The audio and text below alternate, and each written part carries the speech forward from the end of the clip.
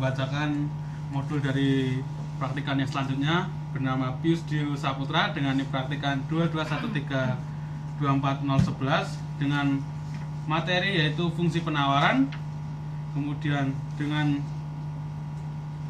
tujuan pembelajaran peserta didik dapat menjelaskan fungsi penawaran dengan menerapkan hukum penawaran, menyusun fungsi penawaran berdasarkan data, dan menggambarkan kurva penawaran.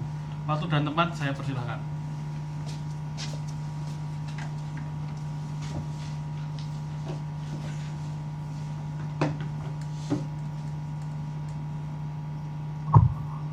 Siap.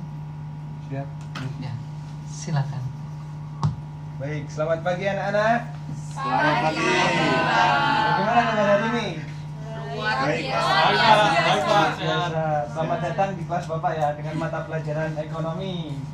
Sudah sarapan tadi pagi? Sudah. Oh, belum, Cek. Kenapa? Gak dikasih uang. Oh, lain kali sarapan dulu ya. Ya, Iya, Pak. sebelum memulai pembelajaran, Bapak meminta untuk mengecek kanan kiri teman kalian apakah ada yang tidak berangkat? Jangan semua, Pak. Semua. Semua, Oke, Pak. nihil ya. Nihil. Sebelum memulai pembelajaran, Bapak minta untuk peralatan di atas meja hanya terdapat alat tulis dan handphone. Selain itu dapat dimaksimalkan di bawah meja. Sebelum mulai pembelajaran, Bapak ingin menanyakan siapa yang masih ingat materi minggu lalu dengan Bu Bimala? Ada yang masih ingat? Hukum permintaan. Fungsi. Gimana? Tolong. Ya. Gimana nih? Oke, minggu lalu kita belajar tentang fungsi permintaan. Nah, pada minggu ini kita akan belajar terkait dengan subbabnya, yaitu harga dan pasar. Dan untuk subbabnya itu ada fungsi penawaran. Baik, sebelum itu Bapak ingin tanya, apa yang terjadi pada jumlah barang yang ditawarkan jika harga barang tersebut meningkat? Ada yang bisa menjawab? Angkat tangan. Pertanyaannya, Pak. Apa yang terjadi pada jumlah barang yang ditawarkan jika harga barang meningkat? Barang yang dihasilkan jadi lebih banyak. Benar? Ada yang jawaban yang lain? Mungkin Luis? Apa yang terjadi jika barang yang ditawarkan meningkat dan jumlah barang yang ditawarkan menurun?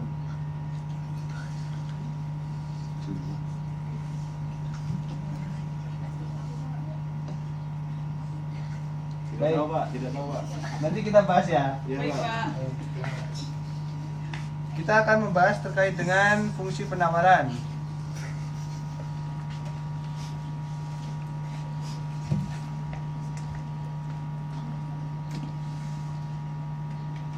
Baik, tujuan pembelajaran kita pada hari ini yaitu dapat menjelaskan fungsi penawaran, menerapkan hukum penawaran, serta menyusun fungsi penawaran berdasarkan data dan menggambarkan kurva penawaran.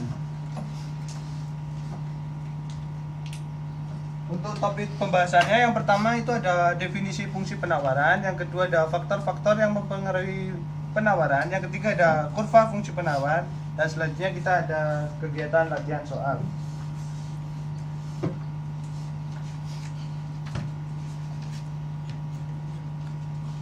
Baik, definisi dari fungsi penawaran yaitu fungsi yang menunjukkan hubungan antara harga yang bisa dilambangkan dengan huruf P besar dengan jumlah barang yang bisa dilambangkan dengan huruf Q yang ditawarkan.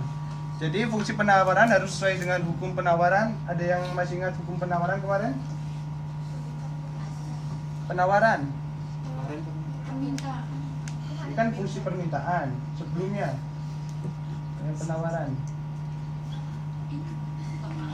Baik, jadi fungsi penawaran harus dengan hukum penawaran yang menyatakan bahwa bila harga barang naik, maka jumlah penawarnya akan bertambah, dan bila harga barang turun, maka jumlah penawarnya akan berkurang.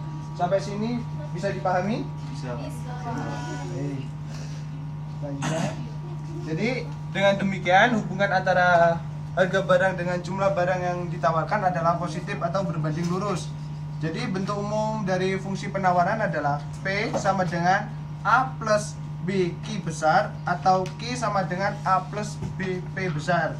Dengan keterangan Q adalah jumlah barang yang ditawarkan, P adalah harga barang per unit, A kecil ada angka konstanta, B kecil ada koefisien kecenderungan. Jadi ini merupakan bentuk umum dari fungsi penawaran. Nah, untuk mencari persamaan fungsi penawaran, rumusnya sama dengan menentukan fungsi permintaan yang kita bahas minggu lalu, yaitu P min P1 dibagi P2 min P1 sama dengan Q min Q1 dibagi per Q2 min Q1. Dengan keterangan P apa anak-anak? Harga. P1 Harga barang yang pertama yang kita. Nah, kemudian P2 harga diketahui yang kedua. Kemudian ada Q yaitu Jumlah jumlah barang. Q1 jumlah barang yang pertama dan Q2 jumlah barang yang kedua.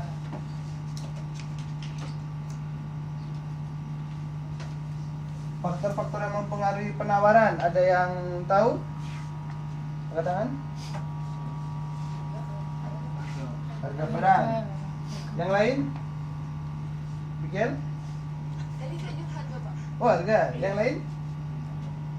Mungkin Jack?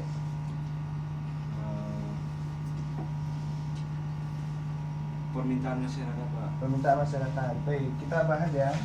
Jadi faktor-faktor yang mempengaruhi penawaran itu yang pertama ada harga barang itu sendiri. Jadi ketika produsen atau perusahaan memproduksi suatu barang, harus menentukan berapa jumlah permintaan atau penawaran yang diminta. Kemudian ada barang lain yang terkait. Misalnya Bapak ambil contoh ketika ada petani mempunyai lahan pertanian yang dapat ditanami oleh jagung atau kacang.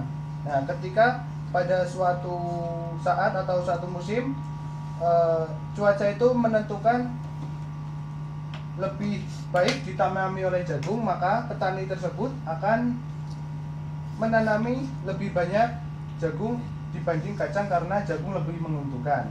Bisa dipahami anak-anak? Baik, yang selanjutnya ada biaya produksi.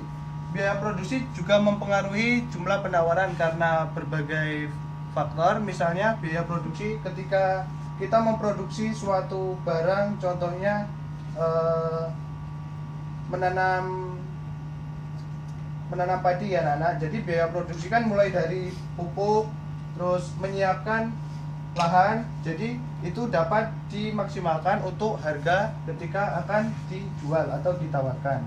Yang selanjutnya ada teknologi. Nah, pada zaman sekarang ini, zaman modern, banyak teknologi yang dapat kita gunakan untuk mengurangi biaya produksi. Contohnya ketika kita akan menanam padi, biaya produksi ketika kita menggunakan jasa manusia atau manual lebih banyak memakan waktu. Nah, dapat digunakan teknologi misalnya dengan menggunakan bajak atau traktor. Yang selanjutnya ada jumlah produsen. Nah, jumlah produsen juga mempengaruhi penawaran. Misalnya jika jumlah produsen perusahaan es krim banyak, maka perusahaan es krim akan membuat atau memproduksi jumlah barang es krim yang lebih tinggi. Begitupun sebaliknya, jika jumlah produsennya sedikit, maka perusahaan tersebut akan mengurangi jumlah produksinya. Yang selanjutnya ada kebijakan pemerintah. Kebijakan pemerintah itu ada dua ya, ada subsidi dan pajak. Mengapa subsidi dan pajak mempengaruhi penawaran? Ada yang bisa menjelaskan? DJ, kenapa pajak mempengaruhi penawaran? Karena tadi pajak dari masyarakat tuh akan mempengaruhi kebijakan pemerintah, Pak. Ya, benar. Contohnya kita ambil dari ketika kita membeli mie gacuan ya anak-anak, kita akan dikenakan biaya PPN atau yang bisa disebut pajak. Hal ini dapat mempengaruhi penawaran karena kita juga dibebani untuk membayar pajak pada makanan tersebut. Yang kedua ada subsidi. Mungkin Jeremy Kenapa subsidi menjadi faktor-faktor yang mempengaruhi penawaran? Karena subsidi itu diberikan langsung oleh pemerintah kepada produsen, maka dari itu apabila misalnya sumber daya yang diberikan itu dalam bentuk subsidi, maka para produsen memiliki kesempatan untuk bisa meningkatkan kapasitasnya untuk memproduksi suatu barang, terlebih jika pada situasi pemberian subsidi itu harga barangnya berada di taraf yang normal. Baik, terima kasih. Jadi subsidi menjadi faktor-faktor yang mempengaruhi penawaran karena subsidi dapat mengurangi biaya produksi, sehingga hal itu dapat menjadi harga yang lebih efisien. Baik, sampai sini ada yang ditanyakan?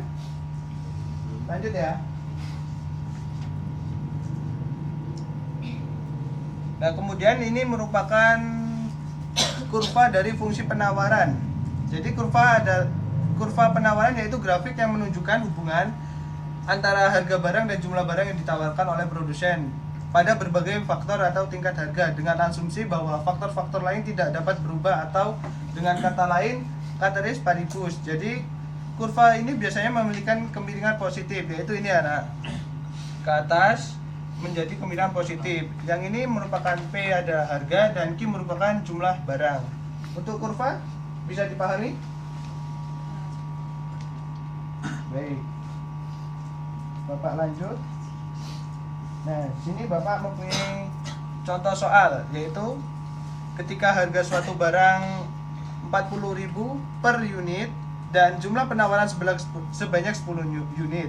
Pada saat harga 60.000 per unit, jumlah penawarannya menjadi 20 unit. Hitunglah berapa jumlah fungsi penawarnya. Ada yang bisa cara pertama untuk mengerjakan, kita harus menentukan apa, anak-anak? P ya. Baik. P1 nya berapa? 40. Benar. P2 nya 60. Q1 berapa? 10. Q2 nya 20. Benar. Mari kita bahas bersama-sama. Nah, kita tadi sudah mengetahui P1, P2, Q1, dan Q2. Yang ditanyakan adalah fungsi penawaran yang bisa disimbolkan dengan QS. Jadi jawabannya, yang tadi kita sudah membahas terkait dengan rumus fungsi permintaan, yaitu P sama dengan P min P1 per P2 min P1 sama dibagi Q min Q1 per Q2 min Q1. Jadi P min berapa anak-anak P1 nya?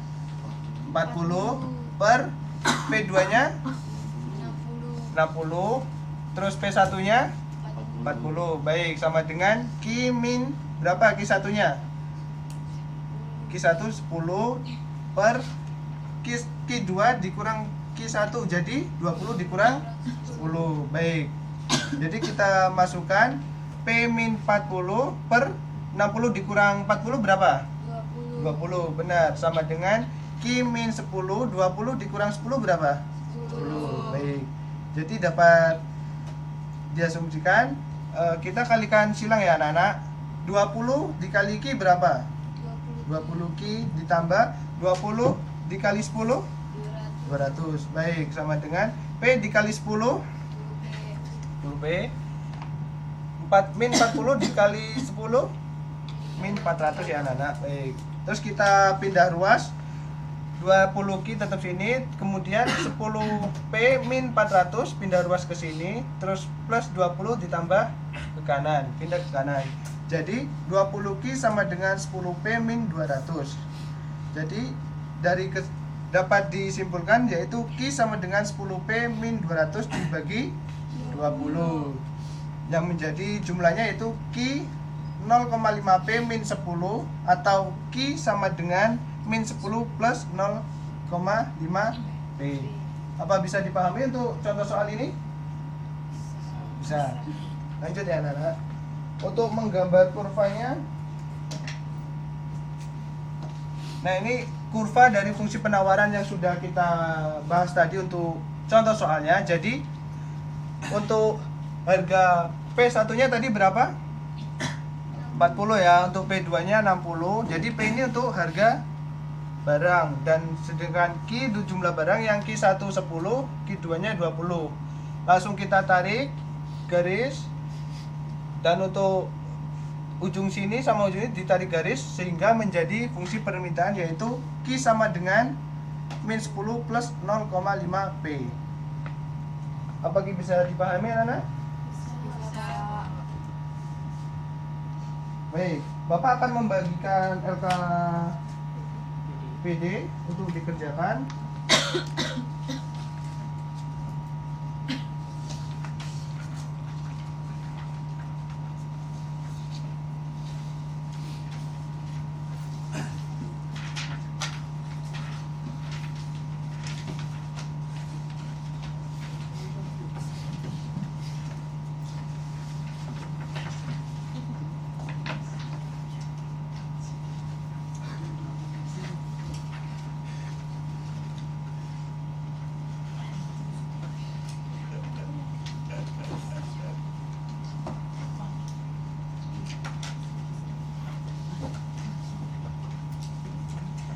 Bapak beri waktu 2 menit cukup ya Nana? Apakah? Tidak.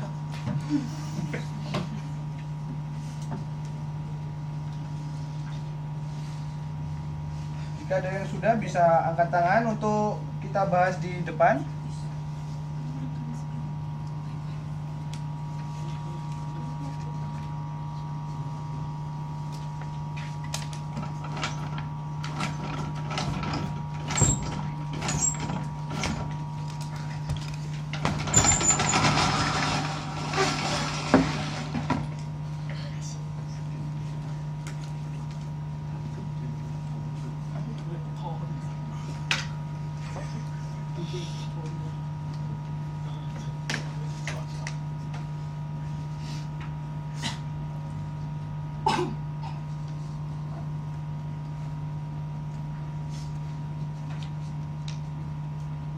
Untuk rumus menggunakan yang ini ya.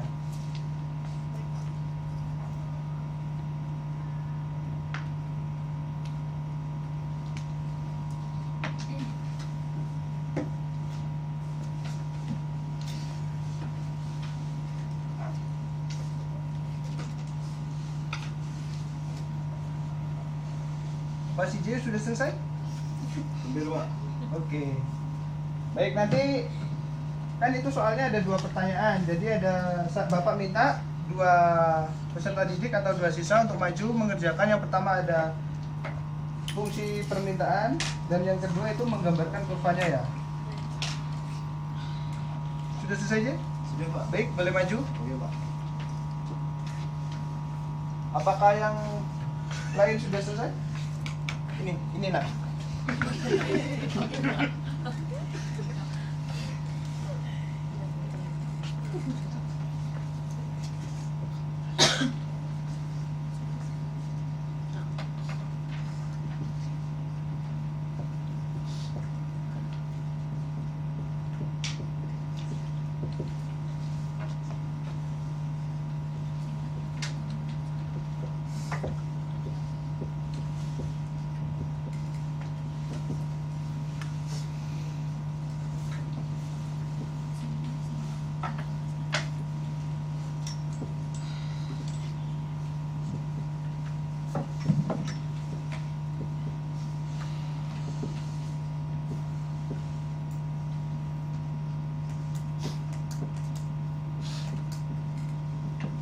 Baik, dia sudah selesai untuk gambar kurvanya.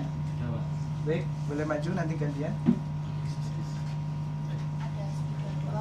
Oh, ada sebelah 2. Di mana, Nak? Sebelah situ, Pak. Baik, terima kasih.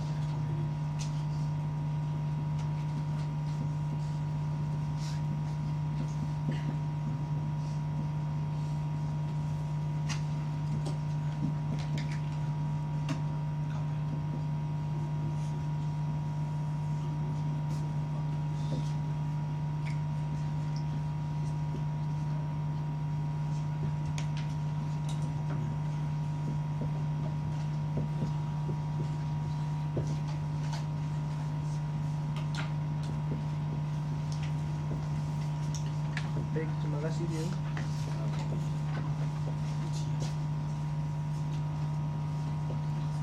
Bapak. Baik, terima kasih J. Mari kita bahas anak-anak. Jadi dari soal tadi dapat disimpulkan bahwa fungsi dari penawarannya yaitu berapa anak-anak? Q sama dengan 0,005 P min 10. Nah, ini ada gambar kurvanya yang bisa kita simpulkan yaitu harga 60 di angka 20, kemudian P-nya 80 dan Q-nya 30 kita garis ini dan fungsinya yaitu 0,005 P.